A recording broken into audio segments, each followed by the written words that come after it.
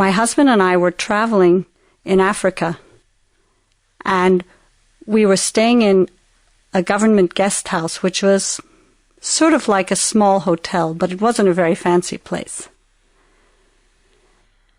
Anyway, it was a very hot night that night. It was a very hot climate, and it was really hot that night. And we wanted to have the windows open. But the problem was, we had everything we owned right there in the room, and the windows didn't have any screens or anything, so anybody could just come right in and steal our things. But if we shut the windows, it would be impossible to sleep. It was way over 100 degrees Fahrenheit or 40 degrees centigrade.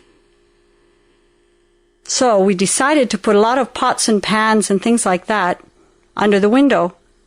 So then if a thief came in, the pots and pans would fall down and we'd wake up.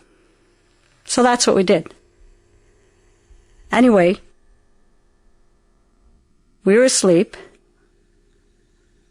All of a sudden, in the middle of the night, sure enough, I hear the pans crash.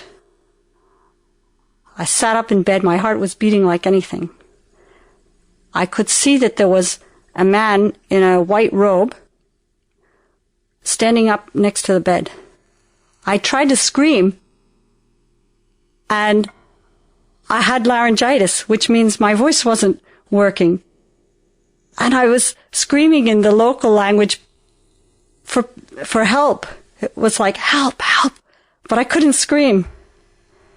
And so the man came over and he shoved me down on the bed.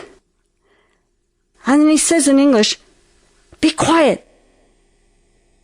And then I realized it was my husband. And when I was able to speak, I said, "What are you doing?" He said, "Well, I had a headache and I wanted to get up and get some aspirins."